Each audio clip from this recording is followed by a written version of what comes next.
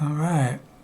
The Lord is great and greatly to be praised. He is to be feared above all gods.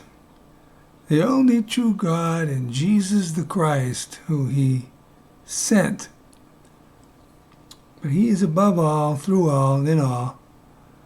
He is beyond his creation. Jesus said he was greater than all. Jesus said that the Father was greater than him. And in the Synoptic Gospels, and in the Gospels, he said that the Lord made heaven and earth, not him. So, the Gospel of John claims that somehow Jesus made everything. But Jesus said the opposite. He said that God made everything. And Jesus said that he could do nothing of his own self. He said it was the Father in him that did the works.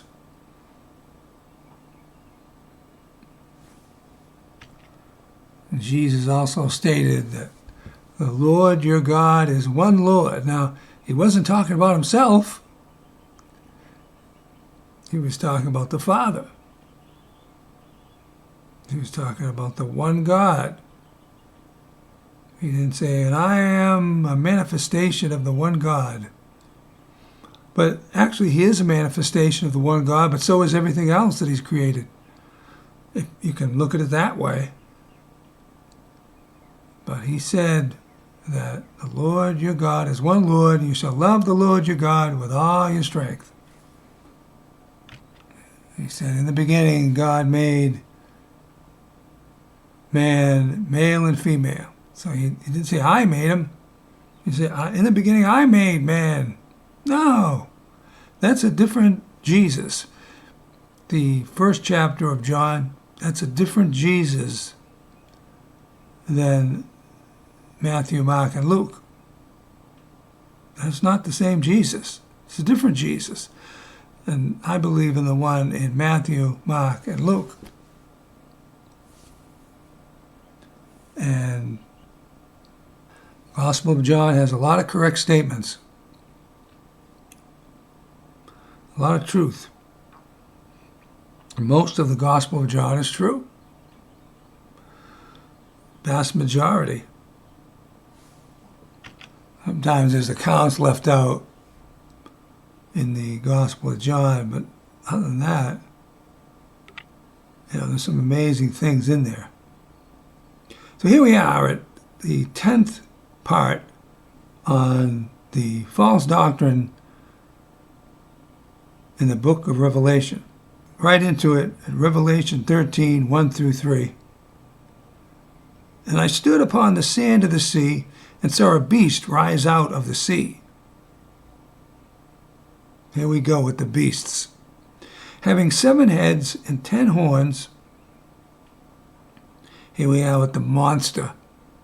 And upon his horns 10 crowns, and upon his heads the name of blasphemy. Well, that's crazy. I mean, that's just imagination run wild. And the beast which I saw was like a leopard, and his feet were the feet of a bear. So he's claiming it's an actual animal. That's what they're claiming.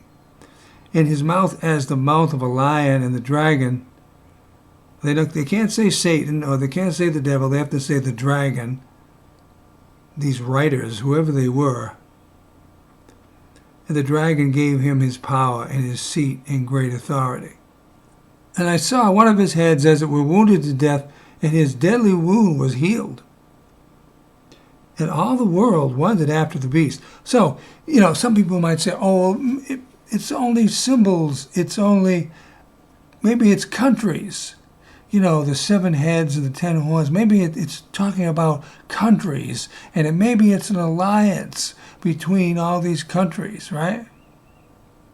But no, this is too insane to be that. Especially since it says one of his heads were healed. So if one of his heads were wounded to death, then that would be one of the countries would have been destroyed. Because then it says, and his deadly wound was healed, so then the country would be totally restored where it was totally destroyed. Later on it says it was a sword that did it. That killed one of his heads. And this is only the first beast, and there's another beast. There's not just one beast, there's another beast. And so this beast supposedly rises out of the sea. Well, if it rises out of the world, if it was countries, why didn't they just say that? No, it's rising out of the sea. So I thought about it, and I realized we just read that in the previous message. I just talked about that in the last chapter. So I have it here. Revelation 12:3, and then 4a. I just had the first part of the fourth verse. And it's the same thing, except, let me read it. And there appeared another wonder in heaven, and this isn't just the previous chapter. And behold, a great red dragon. All right, so this is supposed to be the devil, right? Satan, having 7 heads and 10 horns and 7 crowns upon his heads. Okay? And his tail drew the third part of the stars of heaven. I went over that in the last message. So that was supposedly Satan taking a third part of the angels of God, the angels of heaven. But the difference between this and chapter 13 is the beast has crowns on his horns. And by the way, it is never explained what these horns are. A lot of things in this book are not explained, and you just say, what are they talking about? And that's the end of it. And then they move on to some other crazy statement, some other insane, harebrained, off-the-wall, lunatic statement. And it's talking about one individual, because it says his seat. The dragon gave him his power and his seat and great authority. And he's claiming it was like a beast. It was like an animal. It looked like an animal, like a crossbreed, like a hybrid between 3 animals. It's crazy. That's lunacy. So, moving on from that lunacy to the next lunacy. And then we have 11 through 13 of the same chapter. And I beheld another beast. So now there's another beast coming up out of the earth. This time the beast is coming from the earth, this beast. And he had 2 horns like a lamb, and he spoke as a dragon. How does a dragon speak? That's ridiculous.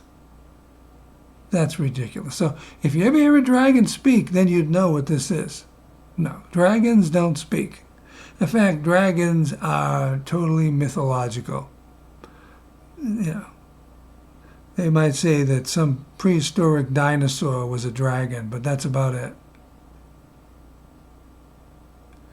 And it says, he exercises all the power of the first beast. Oh, is that right? And causes the earth and them which dwell therein to worship the first beast, whose deadly wound was healed. And he does great wonders, so that he makes fire come down from heaven on the earth in the sight of men. So now here they go again, copying the Old Testament. And this is totally Old Testament writing.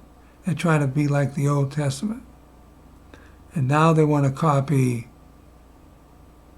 Elijah, what Elijah did in 2 Kings. So here is the verse. Here's one verse. There's many verses where Elijah commands or makes fire come down from heaven out of the blue, come out of nowhere. 2 Kings 1:10. I just included one because he also had fire come down and consume a sacrifice and then a bunch of prophets. Here it says, and Elijah answered and said to the captain of 50, if I be a man of God, then let fire come down from heaven and consume you and the 50. There was 50 soldiers, and they were asking him to come down. And there came down fire from heaven and consumed him and his 50. So supposedly Elijah commanded fire to come down, and it basically just torched 50 men. And then what happened is it happened again. After he torched 50 men, another 50 came, and then he torched them too. It's almost hard to believe. And then there was a third 50 that came. Who would go? Who would go after the first time? Who would go? Nobody. Well, you'd think. But then there was a third group, and the leader of that 50 said, please, don't burn us up. That's a paraphrase. Don't burn us. Have mercy. We just want you to come and talk to the king. That's all we want. We don't want to hurt you. That's my version. But that gets the message across. But once again, plagiarism. This book is full of it.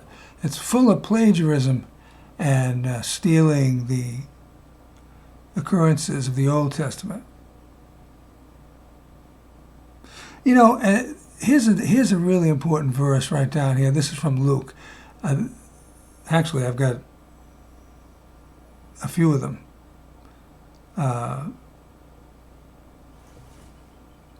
And here's 3 verses that are so important to what I'm saying to prove my points. These are really very clear about what I'm saying. Luke 9, 54, 55, and 56. And when his disciples James and John saw this, they said, Lord, will you that we command fire to come down from heaven and consume them, even as Elias did? That's Elijah. That's the Greek form, or the transliteration of the Greek form, It was translated by the same people, but then they used different names for the same person, different word names. But he turned, that's Jesus, and rebuked them and said, you know not what manner of spirit you are of. For the Son of Man is not come to destroy men's lives, but to save them. And they went to another village. So that flies in the face of the book of Revelation, all the stuff in the book of Revelation. And I want to put some verses in there eventually. I don't think I have yet. But, he said, suffer the children to come to me.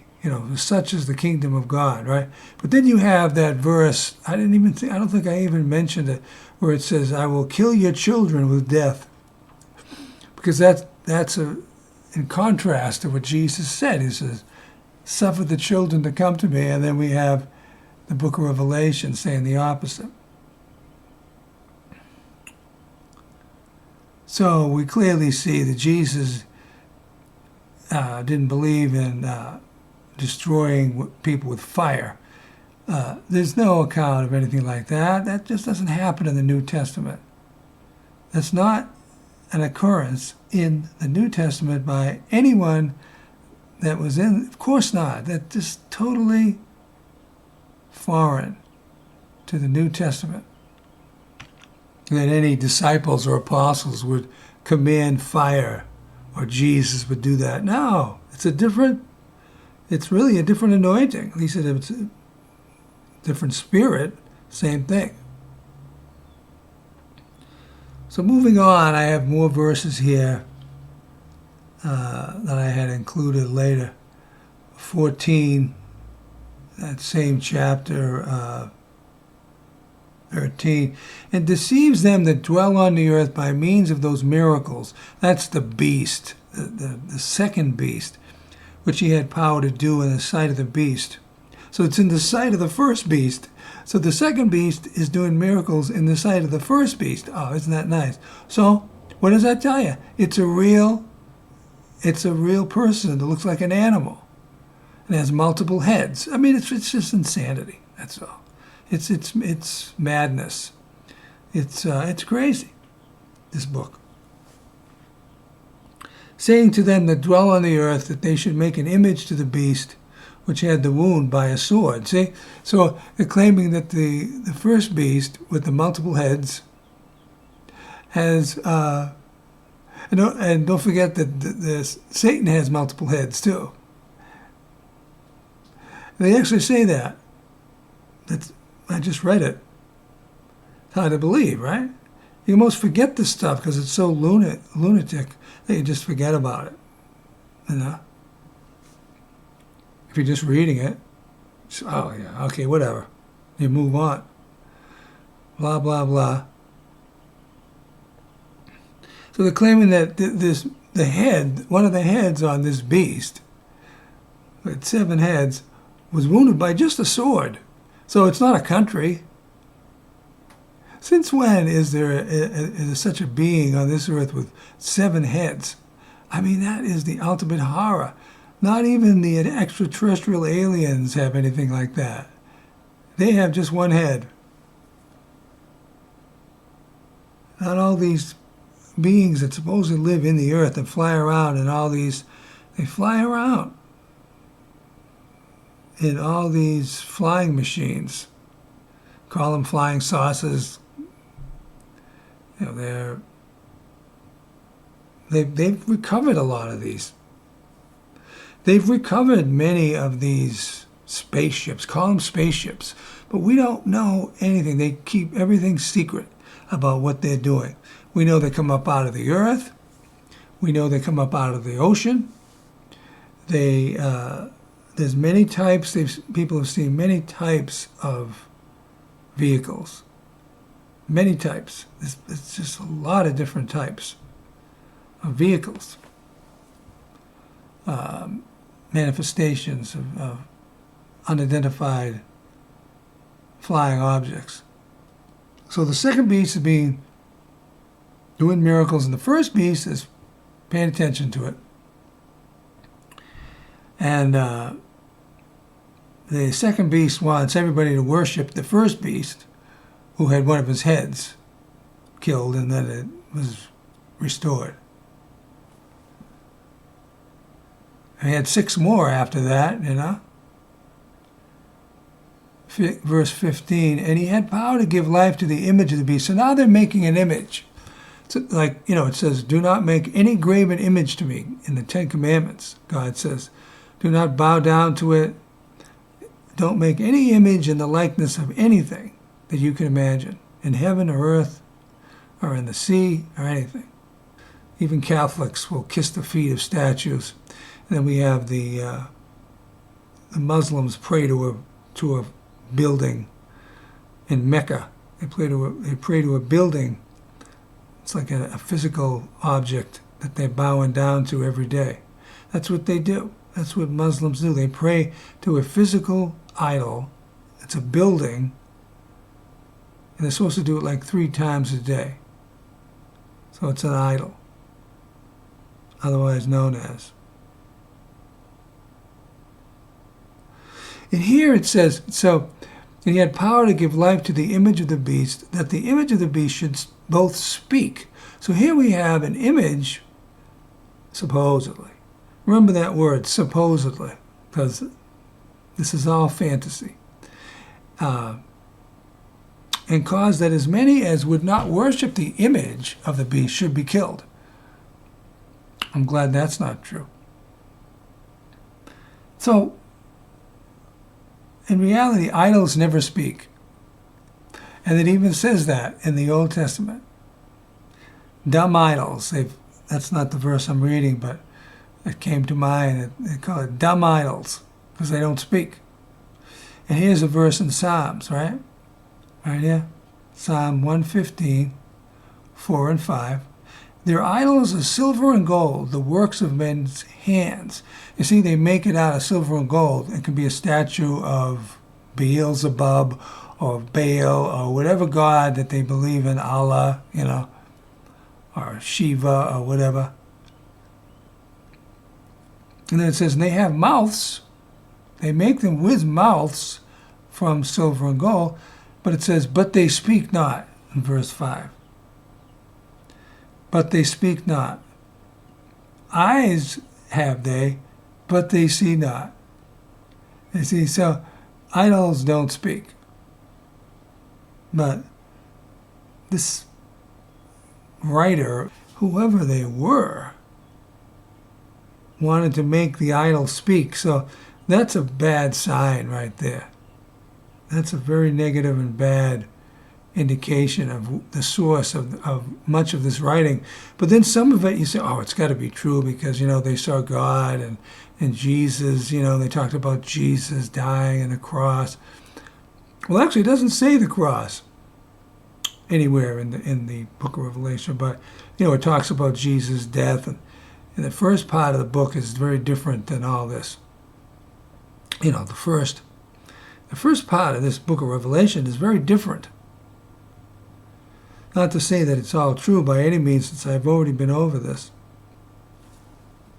But there's no doubt that it's very different. This book has all kinds of phases of different things going on. It never quits. So then we move up to verse 16, and it says, and he causes all, both small and great, rich and poor, free and bond, to receive a mark in their right hand. And here's this thing that everybody, talks about, and in their foreheads, like a tattoo. It's not a chip. It's not some kind of a implant. It's just a tattoo is what they're talking about here. That no man might buy or sell save he that had the mark or the name of the beast or the number of his name. Here is wisdom. Well, it's not wisdom. This is just nonsense. This is superstition. This book is like full of superstition. Let him that has understanding count the number of the beast, for it is the number of a man. No, it's not. And his number is 666. Now that right there is nonsense. That is rhetoric. So I've used that word a lot, right? So I want to define it again. I defined it because I'm just listening to my messages in Galatians on the false doctrine in Galatians. And in the middle of that message, I define that word. And so I brought that definition over here. So here it is. Rhetoric is language that is designed to have a persuasive or impressive effect on the audience. Well, this book of Revelation is full of that kind of thing, but often regarded as lacking in sincerity. Yeah, it's lacking, all right. Or meaningful content. Yeah, since it's all copied of the Old Testament. So this is what this is. This is rhetoric here, where it's a number of a man. Oh, sure it is. Sure. Like she said, sure. 666, the mark of the beast. No such thing. Then we have Revelation 14:1. And here we go again with this 144,000. Verse 1. And I looked, and lo, a lamb stood on the Mount Zion, and with him 144,000, having his father's name written in their foreheads. I wrote from chapter 7. Because that's where it was talked about, and then it didn't talk about it again until 7 chapters later. Now it talks about it, and it says some pretty crazy things, I'll tell you. Verse 3, and they sung, as it were, a new song before the throne and before the 4 beasts. and the elders, and no man could learn that song but the 144,000 which were redeemed from the earth. So supposedly nobody else is saved, just these 144,000 virgins, which I'll tell you down below. So they were redeemed. This is what this is indicating right here. They were redeemed, and no one could learn this song. Oh, they were special. No one could. No one else had the salvation. No one else was saved, apparently, from this ridiculous, harebrained verse. These are they which were not defiled with women. So anybody that had anything to do, any male, because these are all males too, no women. So no women are in this 144,000, only men. And if they didn't have anything to do with any woman, because they would become defiled. Well, that's crazy. That's just crazy. It says, for they are virgins. What if they kissed a woman? Does that make them defiled? These are they which follow the Lamb wherever he goes. Oh yeah, nobody else follows him? That's a pity, isn't it? To be saying this, that this book is saying this stuff. These were redeemed from among men. And nobody else? Being the first fruits to God and to the Lamb. You mean everything that came supposedly before them were not first fruits? What about all the apostles and the disciples and all the people that were saved in the day and through the centuries? They weren't first fruits? Not according to this crazy account. Not according to this crazy book.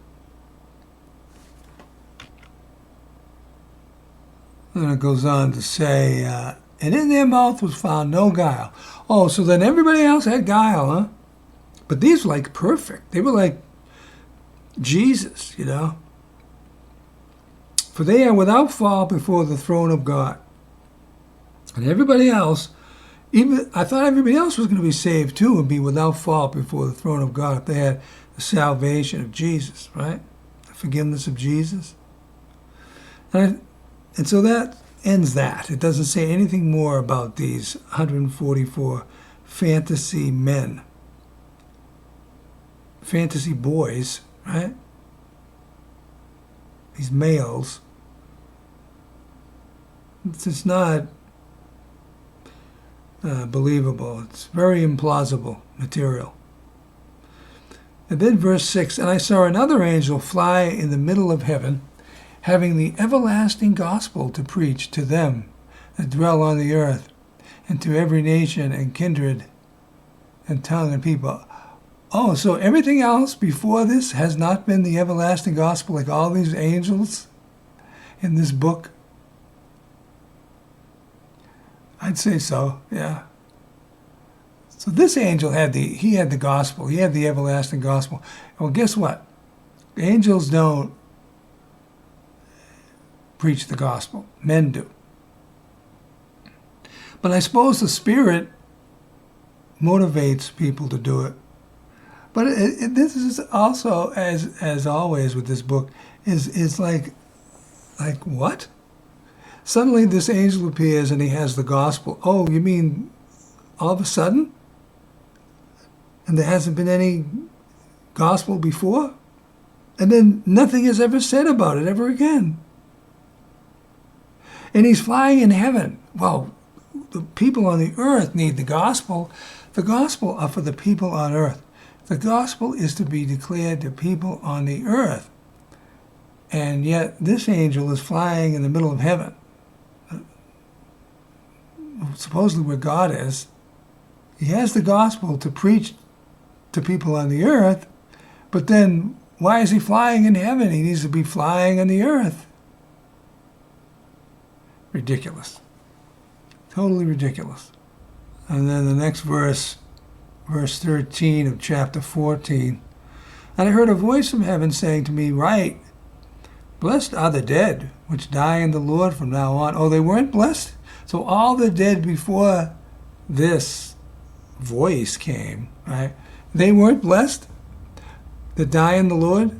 If you die with faith in Jesus and God, you're not blessed? According to this, yeah. It says, yes, says the Spirit. What Spirit is that? That they may rest from their labors, and their works do follow them. And so everybody else before that, they had no rest from their labors and had no good works. It's nonsense. That's a lie. That's just falsehood. That's just lying through their teeth, whoever wrote this.